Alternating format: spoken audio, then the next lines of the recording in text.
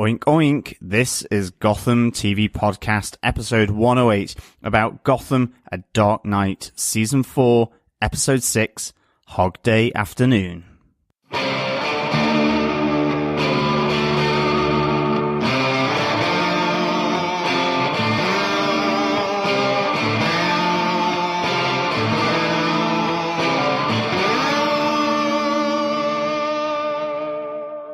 This is Victoria Cartagena. I play Renee Montoya on Gotham. Hey, this is Andrew Stewart-Jones. I play Christmas Allen on Gotham. This is Robin Lloyd-Taylor. I'm David Mazouz. Hey, Gotham TV Podcast listeners. This is Maggie Gia, otherwise known as Poison Ivy. This is Drew Powell, and you're listening to Gotham TV Podcast. Welcome back, Gothamites. Welcome back, detectives, to this Hog Day Afternoon, where we are enjoying a nice hog roast as we see Professor Pyg turn up in this episode 6 of Gotham Season 4. I am one of your hosts, John. I'm your other host, Derek. Welcome back. We are a little bit late this week, as we said last week. A bit of a birthday week for us, with John's 40th birthday happening. So we took a little bit of a break to travel back to Dublin and have a bit of a big celebration. Absolutely. Many greasy fry-ups with huge amounts of pork products were consumed to ease the hangovers and to line the stomach for the drinking ahead. Mm-hmm. Yes, but great fun, really good fun. Thanks for all the happy birthday wishes from all of our listeners and all of you out there. Thank you so much for that. It was really good of you. Absolutely. Thank you so much. I think we'll kick off this episode with a little bit of news that's come out because it's causing lots and lots of ripples and waves in the Gothamverse with amongst the other detectives. This post came up on our Facebook group the other day, and I think there's already about 50 comments on it from people's reactions. So we will be seeing a new Poison Ivy, John. Another actress, Peyton List, is now going to be taking over the part of Poison Ivy from Maggie Gia, who herself took over the part from Claire Foley, who had been Poison Ivy for the first 2 seasons. So we will be seeing a change to the character of Poison Ivy. The last time we saw the character, she was swallowing lots and lots of pills in a local pharmaceutical department. Yeah, lots of potions at one of the sort of Chinese medicine shops there in Gotham. Mm-hmm. But yeah, another Poison Ivy.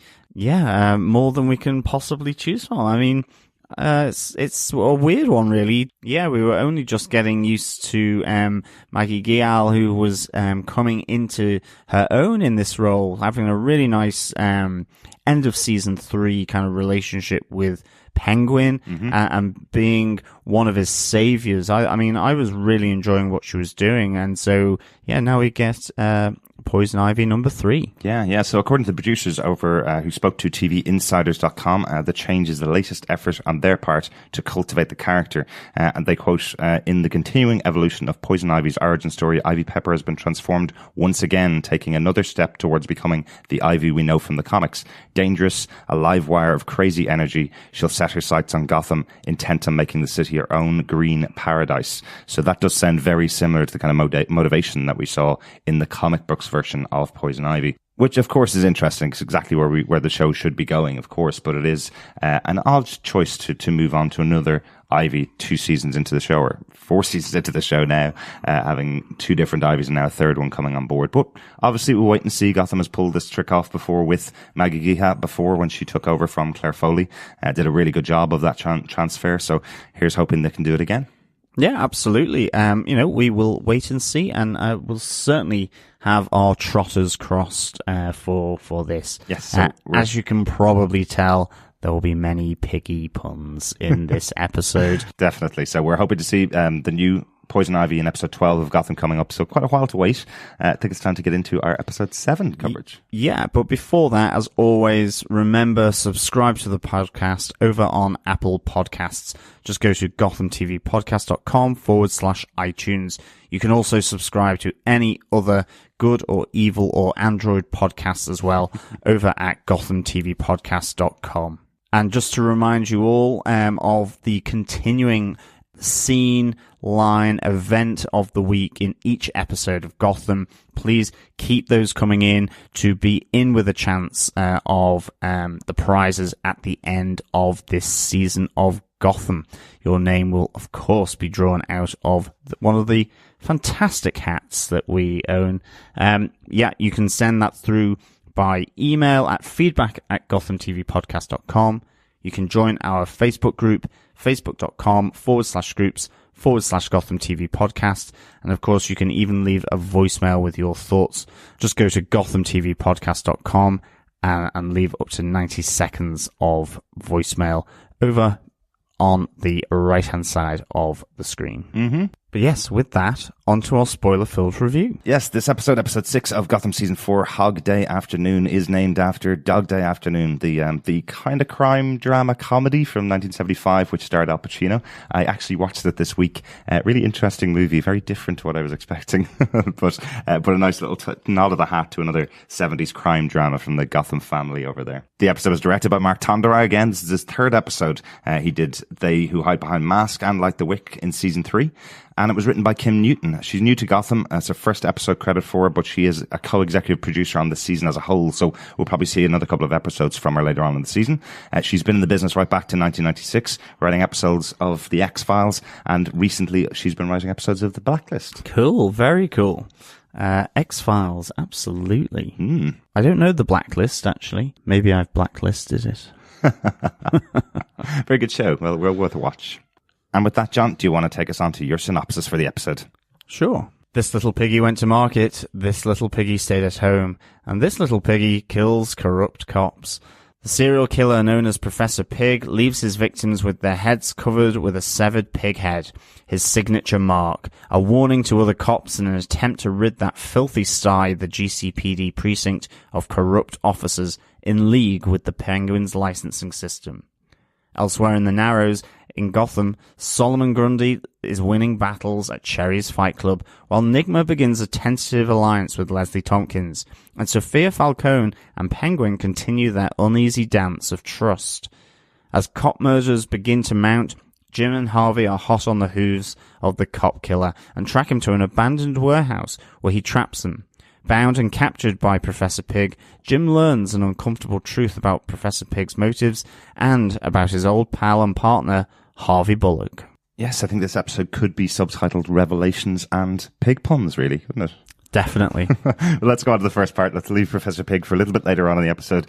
Our first one here, we have Ningrudkins. Wow. Starting up, yes, Nygma, Grundy and Leslie Thompkins joining together. It's a really interesting relationship here. I love the opening moments here where Nygma comes to speak to Leslie Thompkins, having realized she's in Cherry's Fight Club. Quite a cool little moment where Leslie goes to him, why would I have any problem with you? Is it because you killed Christian Kringle or blamed the murder on Jim, so he was in prison when we lost our baby? Yeah, it was pretty... I wasn't holding out much hope really for... Ed Nygma here. Mm-hmm. Definitely not. But yeah, Nygma certainly turns it around by the end. And of course, using quite a bit of stealth and a bit of, his own brain. Maybe his brain is beginning to reform. Those neurons are starting to reconnect. But he certainly is able to get Leslie on side just purely from the fact that she has her own little clinic here helping the people who live in the Narrows area of Gotham, mm-hmm. one of the poorest areas. And so as soon as he kind of just wafts the money in front of her towards the end, she is happy to come on board. She needs this money to purchase the pharmaceuticals for her patients. Yeah. So really, he manages to bring it round. I loved how at the end Leslie kind of really says to Ed that the way you would have really blackmailed me is if you had gone to Cherry to say that you would take Grundy away from the Fight Club. Yeah. If you didn't help out. Yeah. I mean, she was right. Ed Nygma could have been a bit better, really. Yeah, I really do like those moments. It's got a very funny where she's saying to him, your brain's still not working. What is it that you're going to do now that you know that I have clinics? And he goes, I'm going to use that against you. And she goes, but how? What's your plan? And he goes, I'll blackmail you. She says, that's not a plan. That's not a plan at all. What you should have done is exactly as you said, John. Yeah. Love that kind of interaction between the two of them. It's interesting. I like seeing Leslie have this new storyline. As I said last week, it's kind of cool to give her own storyline away from Jim Gordon, away from the GCPD. And yeah, hopefully we're going to see her continuing on this storyline for a while. There's been some good relationships already this season with Nygma and Grundy, and adding her into the mix is quite an interesting idea. Yeah, well, it's nice to see this group of misfits and outcasts really kind of come together, and it will be really interesting to see what they make of this. We were talking about the potential of there being the sirens here, and that's kind of gone cold for a while now. That whole aspect with regards to Ra's al Ghul has gone, but here we have another possibility of more of a misfits and outcasts of Gotham coming together to work together.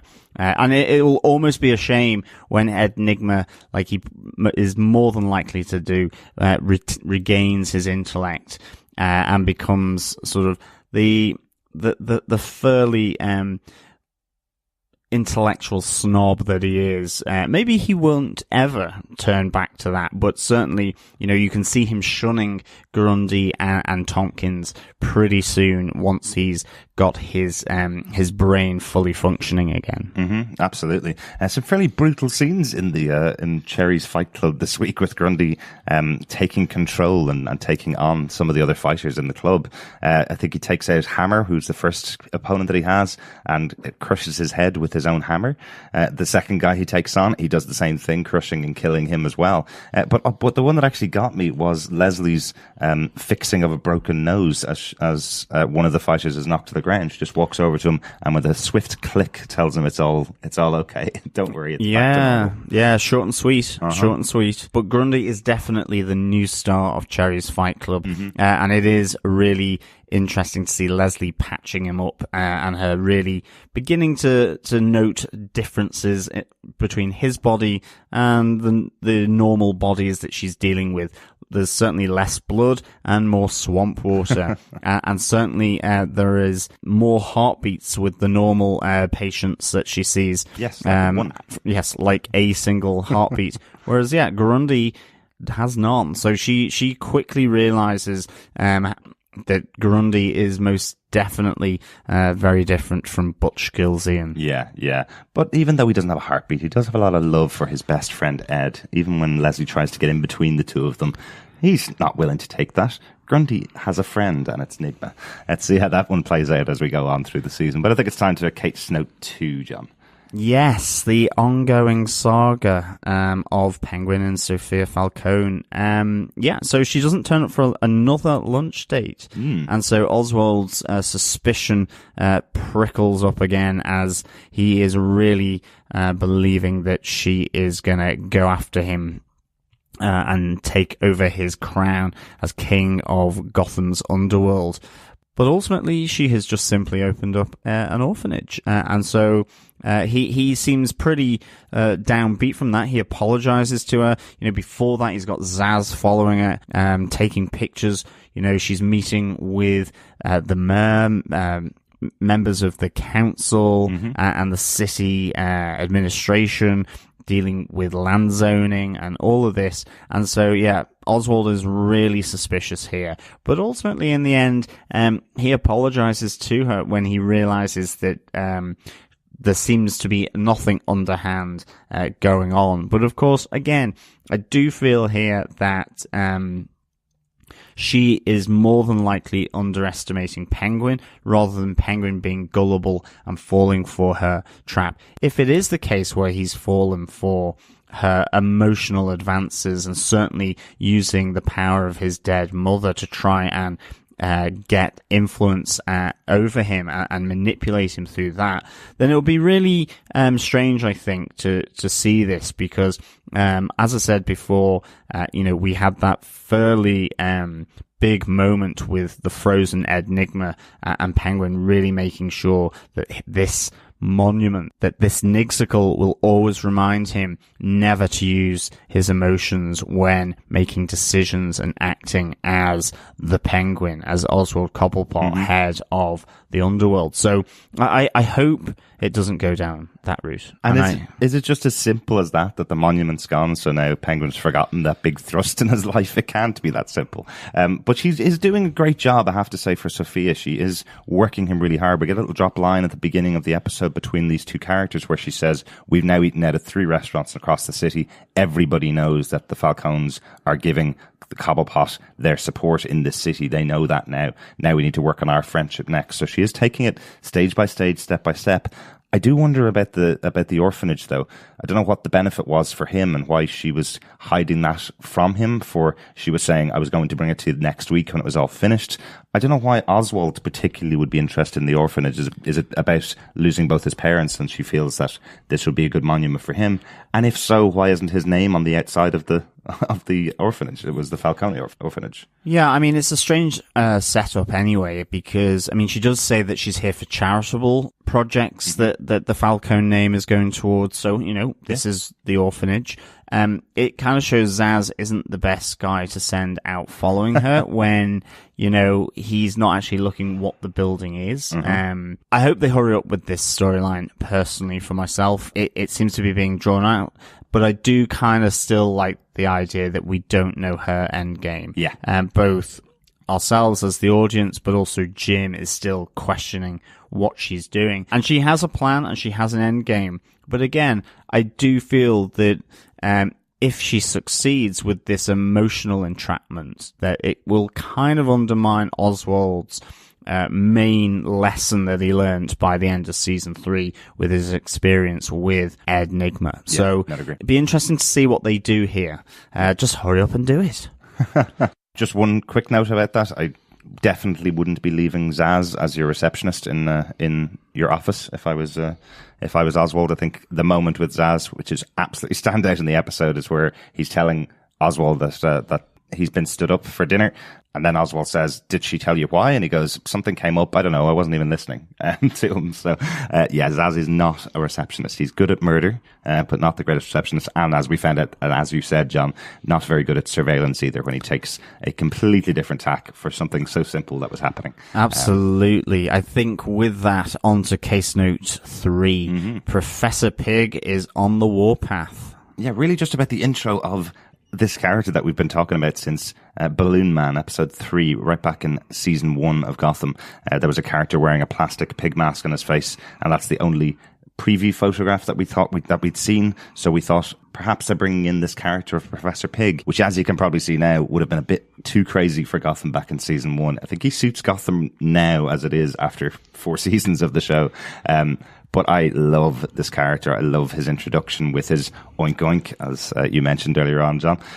But the scene of Professor Pyg putting makeup on a pig's head, singing along to opera music in the room, that is just classic. It's fantastic. Really, really enjoyed it. It's really superb. I mean, I have to say, he fits in so well to this Gotham universe. I think the pig head on him is really well done.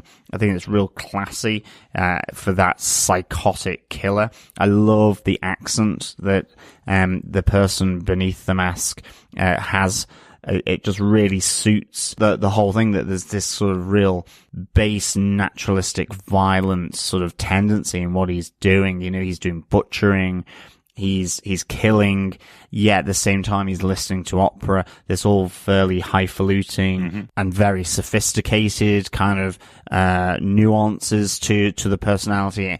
You know, that contrast here with his accent and the opera music, you know, he's very well spoken. It is really, really good. And I think, I thought the pig mask was really, really good.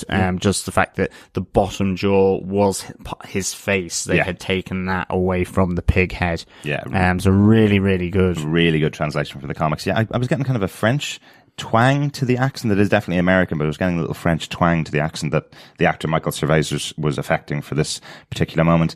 An interesting fact that just came out today, John, that apparently the actor Michael Cerveris went for the role of Alfred in Gotham season 1. So we may have had an oink oink Master Bruce at some point. Interesting, yeah. But I love that he got this part. I'm really looking forward to seeing more of him. We'll definitely see more next week as Jim and Harvey track him down. But yeah, really, really interesting and a great one for Halloween, really, this episode.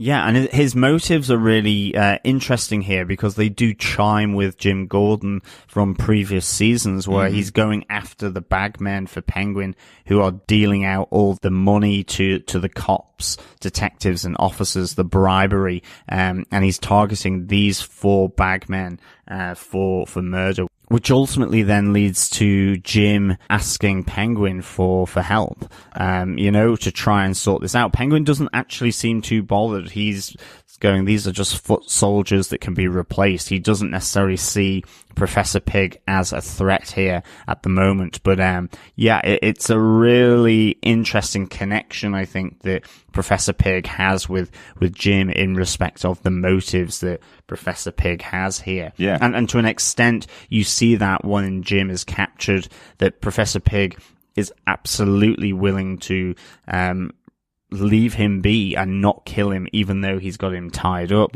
to the chair. He sees that they have the same goal. Again, different methods. Yeah, he almost calls him an inspiration. He's saying to him, I would shake your hand, but that wouldn't really be appropriate right now. It's kind of interesting that, again, Jim has been an inspiration for the city of Gotham in a really, really bad way. That seems to be kind of what happens to poor Jim as he tries to clean up the city. Hopefully, a certain bat-winged future defender won't have that same problem with the criminals of Gotham. But I did love that scene between Penguin and Jim. It's a scene we've kind of been missing for part of this season. The actual control Penguin has here. It's a moment where Penguin's saying to him, the reason I'm able to help you out is because of the licenses that you have been so resistant to using. I really like that he's saying to him, and if I can be of any more assistance to you, please let me know. It's a real, I've got everybody else under my finger, but you're the one thing that's getting away from me, Jim. And you know it. You know that what I'm doing is right. So it's a nice scene between the two of them. Really enjoyed it. Yeah, definitely. Yeah, I think on to case note 4, the investigation to find the bagmen. They're hot on the hooves, as we said, of Professor Pyg. Yeah. They're trying to just narrow down who are the bagmen within the GCPD working for Penguin, and eventually find a snitch who tells them who the East Side bagman is. There's the blind saxophonist as well. And so Harvey and Jim really get to build this trail of evidence to go after Professor Pyg. And I really like that. I love seeing Harvey and Jim together doing this. It very much reminds me of the spirit of the goat from season 1. Yeah. And that I really enjoyed here. Yeah. And certainly it's not until they catch up with Officer Nakajima. And I mean, just that was really brutal where the grenade goes off. But it's a great scene. And in the end, this is the trap that Professor Pyg has laid so that he can, save his own bacon, I suppose, by capturing Jim and Harvey. Mm-hmm. And this is where we have this fantastic conversation between Professor Pyg and Jim. And I think just the flamboyancy of Professor Pyg as well, it's just so good. Everything about it just chimes of contradiction between the two. He's sophisticated, but he's completely brutal. He's intelligent, is well spoken, but his actions are anything but that. Are really just so good. I could just say that grenade in Officer Nakajima, that did remind me of Dark Knight. The bomb inside the criminal in the mobile phone. GCPD, yeah, with the mobile phone. Yeah, definitely a reminder of that, but a fantastically executed scene. Really enjoyed that. But really the key to the investigation is just all about finding a cop who isn't a douche nozzle, isn't it? Yes. I really did like the investigation, though. It's something that, again, we've kind of been a little bit critical of how Jim gets to some of the conclusions that he gets to over the course of the season, but sometimes that's just for time on the show. They only have a certain amount of time and they can't show the investigation every time. So I did like them showing a good investigation in this where you track level to level and find some really interesting Hannibal-like tapestries of these victims of Professor Pyg. I like that they've got a really good crazy bad guy in here. I'm looking forward to seeing more of him. Yeah, definitely. And this kind of leads us into case note 5 as well, where Harvey is on Penguin's payroll. Professor Pyg has just left Jim. Jim is trying to escape, and you see this moment where Jim has managed to get out of his binds, and he's there faced with Professor Pyg with a knife to Harvey's throat. And, you know, what we find is Harvey Bullock is also on Penguin's payroll, and Professor Pyg cuts him, slits his throat, but only enough to really open it up. It doesn't go deep enough to kill him and to sever the arteries. And it's really interesting seeing then Jim's reaction to this in the hospital where Harvey is recovering, because, you know, that is a real great moment in Gotham, seeing these two partners. Suddenly there's a trust issue, because, you know, Jim is dead set against this Penguin licensing system. Harvey is there kind of going, well, the commissioner basically said we had to do it, so I've done it. I have bills mounting up, all this kind of thing. It's really nice to suddenly see that kind of dysfunctional Harvey, and which makes him take the wrong decision because he's got the debts, he's got the drinking problem, and all of this kind of thing. Yeah. He's just following orders for the quiet life. Very much like we saw in season 1 and 2, really. And this has kind of brought it back to that. And that's really interesting. I really like that. And I think it adds for a nice tension between Jim and Harvey. But of course, in Harvey having his throat slit, Professor Pyg is able to escape capture from Jim because Jim chooses to save Harvey Bullock. It wasn't even a choice. It wasn't at all. No, exactly. Yeah, I must say, after the amount of TV shows and movies that use the slitting of the throat to kill a character, honestly, I was going to the ad break thinking they'd killed Harvey Bullock. I remember one of our friends over at Legends of Gotham, Bill, who used to present that podcast about Gotham, had a theory in season 2 of the show that the show was going to lose Donal Logue, that he was going to get killed at some point during the show. And this was the moment I thought it was happening. I thought they were going to kill Harvey when I was watching it live. I'm so happy they didn't. I love this character. He's one of my favorite characters in the show. So I'm so glad he's still here. But being on the Penguin's payroll, you know, you're right there. I know he's not your partner anymore, Harv, but listen to Jim sometimes. He's not always wrong. Yeah, definitely. Yeah. So what's the moment of the week, John? The moment of the week for me is absolutely Professor Pyg stood over Jim having that conversation. And I think, as you said before, where he's applying the makeup to the pig with the opera playing in the background. I just think Professor Pyg has been done really, really, really well. Yeah. And I just thought it was really creepy for Halloween, which was great. And the whole aura around Professor Pyg just really fits with this universe. And it's great to see sort of a non powered, as it were, bad guy. This is a guy who is simply trying to do the right thing, like Jim has done, like Captain Barnes, but his methods are against everything that Jim stands for. Yeah. And Captain Barnes stood for until he became the executioner. He'd still say he does stand for those exact same morals, but he's crazy about it, unfortunately. Yeah, I totally agree. There's some really good moments there this week. My favorite line of the week really is Zaz's conversation with Penguin, where Penguin's saying to him, "You need to have a chat with Sofia," and Zaz responds with, "Is it a chat or a shovel in the trunk chat?" And Penguin says, "Get the shovel."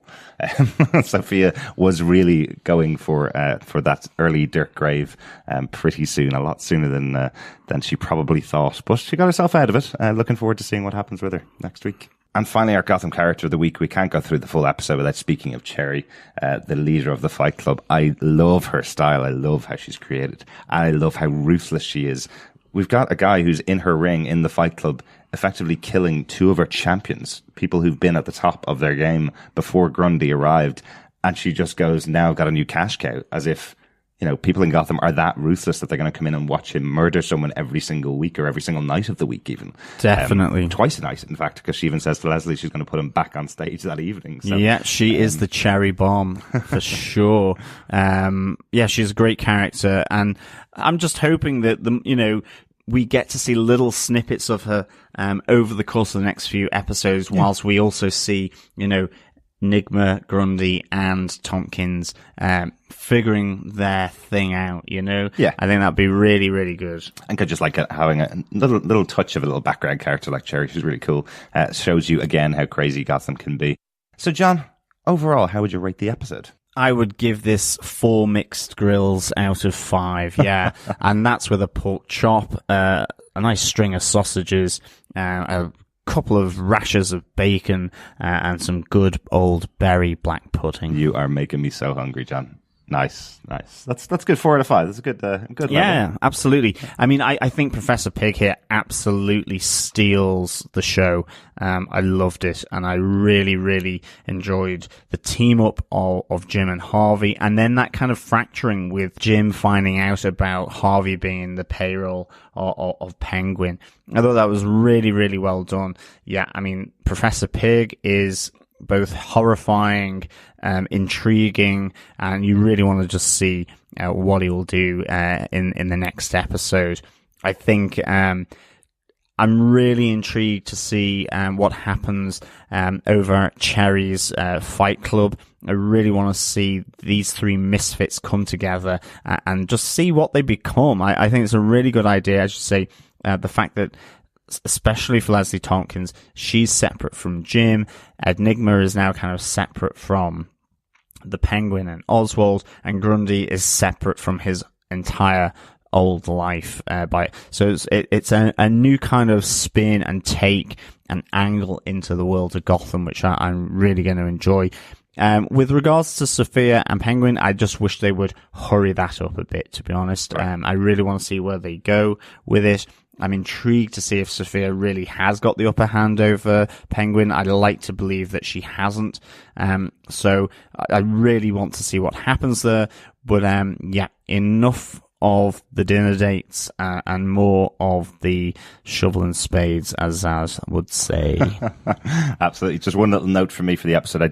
I think we kind of talked about why is Leslie back in the city of Gotham. I kind of like how they wrote this. I like the touch. It's effectively that she was going to leave the city, but the Tetch virus had such an impact on the Narrows, the lower poor area of town, that since that's her fault for stopping Jim going after it, then she's staying in the city to help cure and help fix these innocents who are caught up in effectively something that was caused by her. I really like that touch. I think that makes sense for the character of Leslie Thompkins. Even as she is now, it makes sense that she would be willing enough to stay in town for that reason. I think it's a good choice. Again, not to be, I'm following my heart and I'm staying in town for Jim. This is about her paying back for what she did at the end of season 3. So I think it's a really nice touch, and I'm glad they had that in the episode. Yeah, absolutely. Well, I think with that, on to our feedback for this episode. You can send in feedback by email. Just go to feedback@gothamtvpodcast.com and leave your thoughts about any episode of Gotham or this season 4 so far. Mm-hmm. Claire Payne has come in by email with, "Hi, John and Derek. As always, Gotham is not failing to disappoint this season. Professor Pyg is incredibly intriguing, freaky, and looking forward to his story arc over the next few episodes, and I really like the tone of his voice. For me personally, I find Scarecrow more scary. Jim and Harvey's scene were the best, really quite heartbreaking, especially when Harvey was in hospital and Jim finds out Harvey is on Penguin's payroll. Mm-hmm. Ed, Grundy, and Leslie were also brilliant. Leslie's sarcastic response why she wouldn't forgive Ed was great, and the way he is convinced that Leslie is the one person that can help him become smart. Grundy's and Leslie's interactions were a joy to watch, especially when Grundy called Leslie "Hello, pretty lady," as she walks by after agreeing to help Ed. Really looking forward to see how this trio will play out through the rest of the season. Also, Leslie's reasons for returning to Gotham City were explained nicely with her having guilt because of the virus. Yeah. My question about the whole Sofia and Oswald scene at the beginning of the episode is whether Sofia knew Jim was in her house hiding behind the door frame, as I didn't think she looked that surprised to see him, even though she convinced Jim that she was. Oswald has many sides, and when he is sweet on someone, he is really lovely, even though his healthy paranoia does keep creeping back in, especially when Sofia cancels their lunch date. Oops, sorry, it wasn't a date.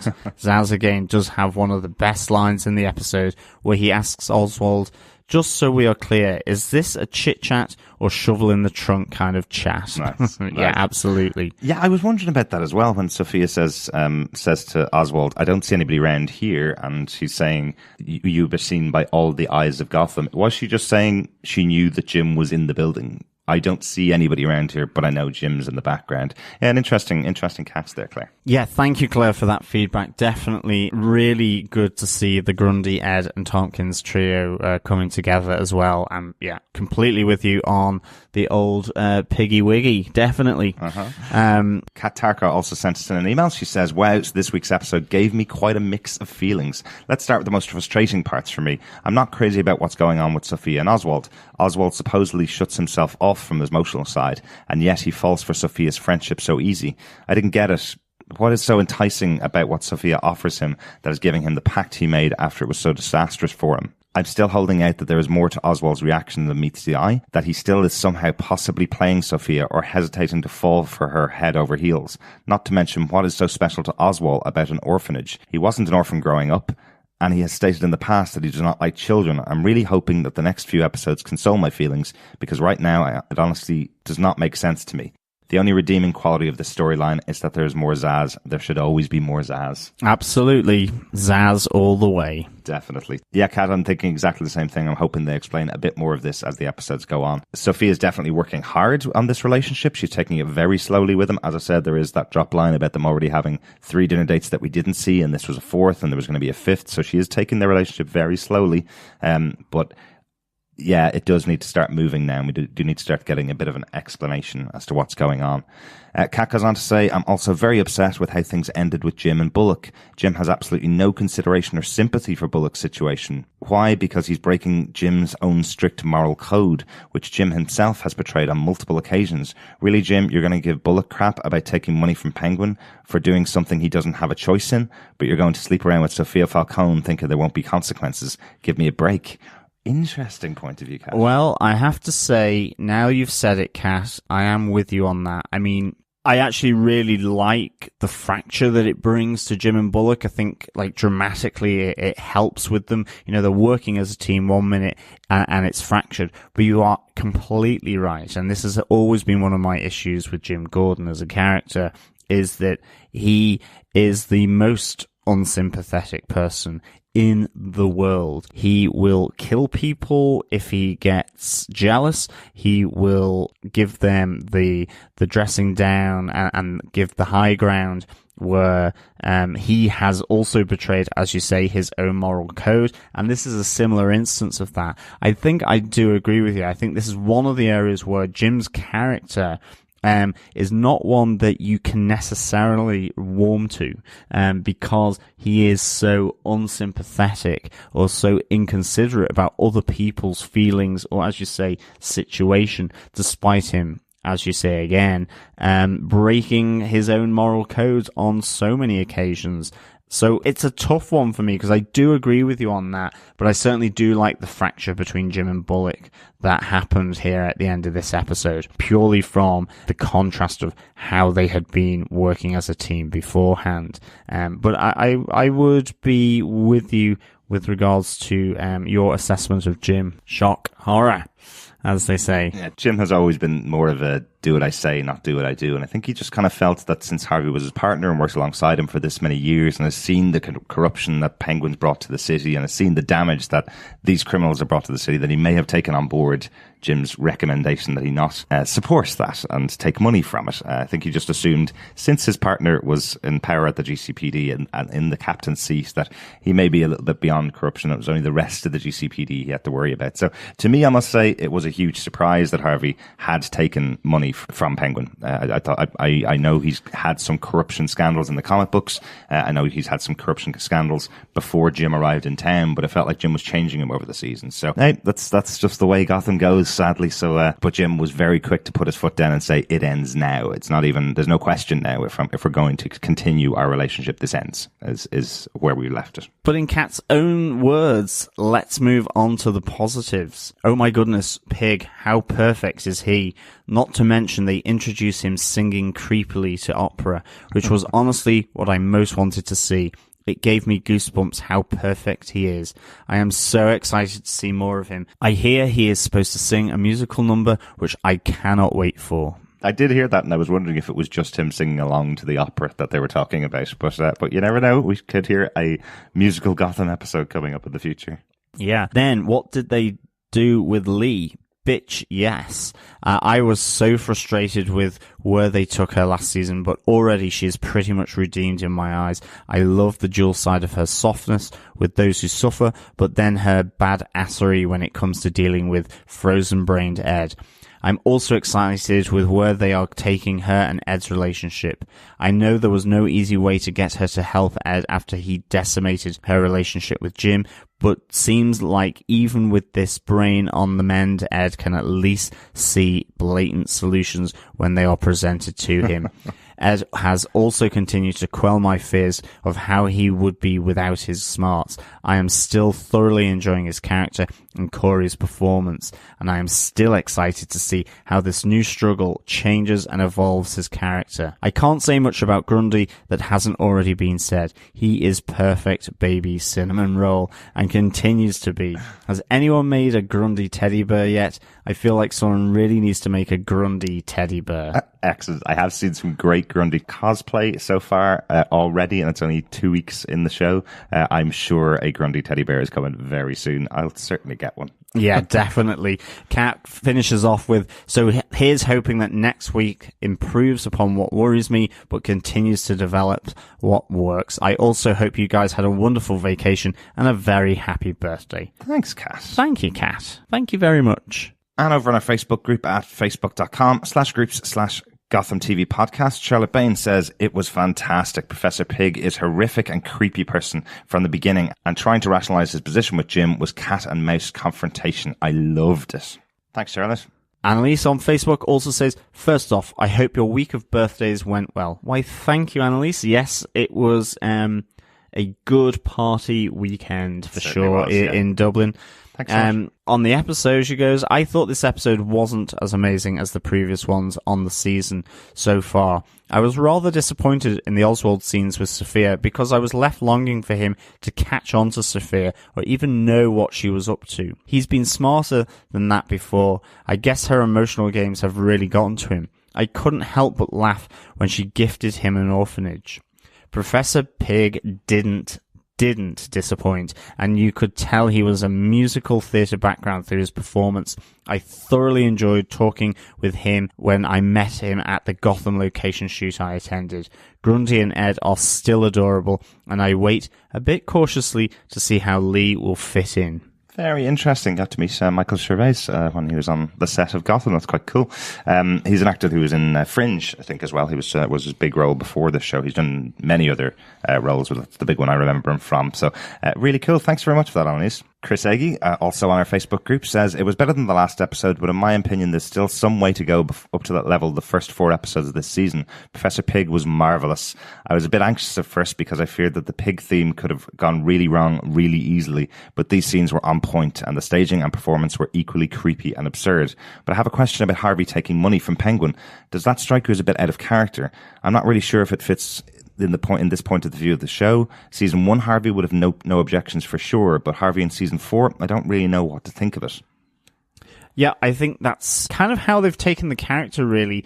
And I do wonder sometimes whether it's simply because they've used the character in a way that is kind of a sidekick to Jim rather than fully going into that character, which I think they started to do in season 1. That certainly the spirit of the goat was very much around Harvey being the partner of Jim there. You certainly see in his relationship with Jim at the GCPD, you see, he's taking the Pepto-Bismol, he's taking all that.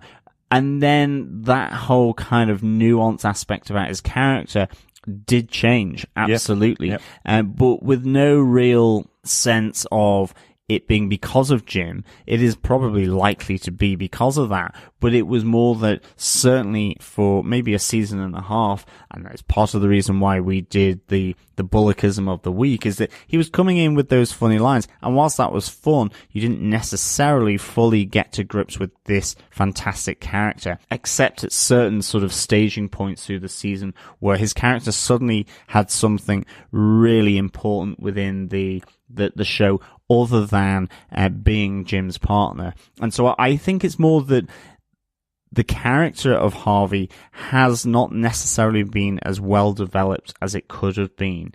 I think they've had a lot of other characters to develop, both characters coming in, going out, being killed off, resurrecting, and so on. So I definitely understand what you mean, because that change doesn't necessarily seem to fit with the Harvey that we're seeing, from season 3 and at this early stage of season 4, yet from the comics and certainly from season 1, you would probably see, as you say, that this would not be an issue at all. But I think it's simply that, to an extent, the character of Harvey Bullock has been sidelined in terms of real development, and that's partly down to the way they took the show in a different direction in season 1, because it wasn't really about the cops and the GCPD anymore. And that's in the same way that they got rid of the major crime unit and really, got rid of internal affairs. But I think on your point, I really would think it is in keeping with Harvey Bullock's character that he would do this.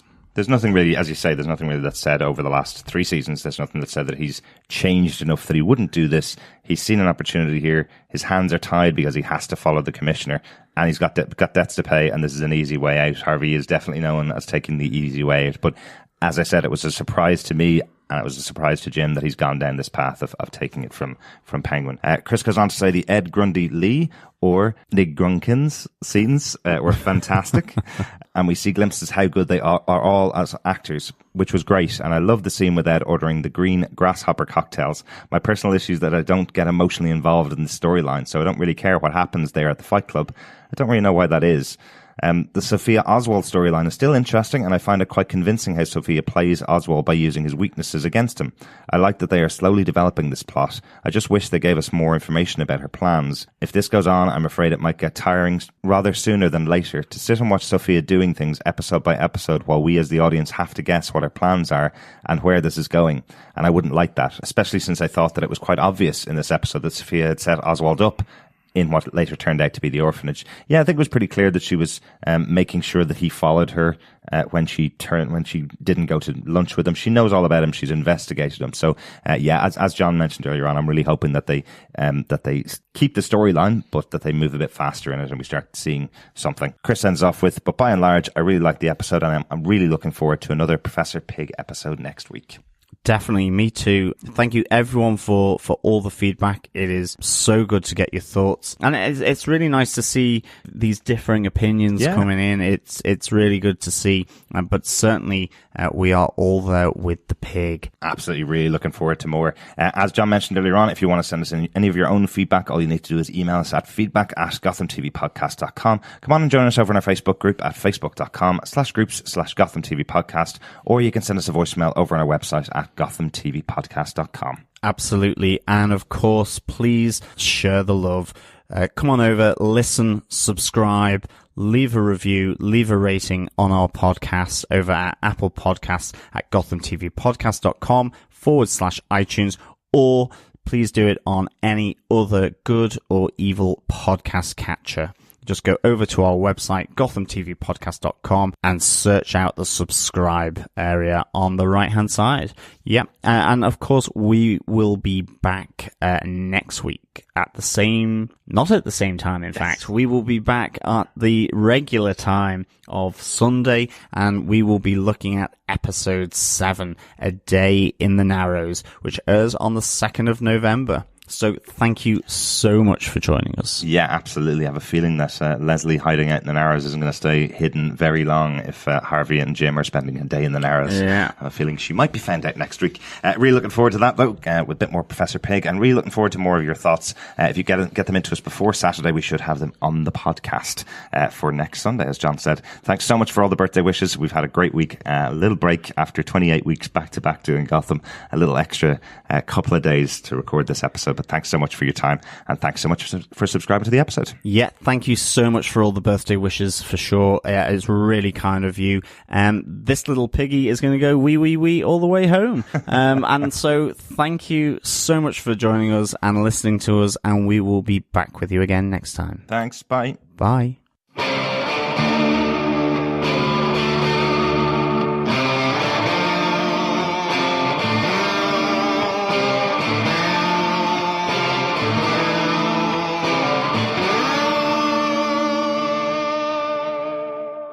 This is Victoria Cartagena. I play Renee Montoya on Gotham. Hey, this is Andrew Stewart-Jones. I play Christmas Allen on Gotham. This is Robin Lloyd Taylor. I'm David Mazouz. Hey, Gotham TV Podcast listeners. This is Maggie Gia, otherwise known as Poison Ivy. This is Drew Powell, and you're listening to Gotham TV Podcast.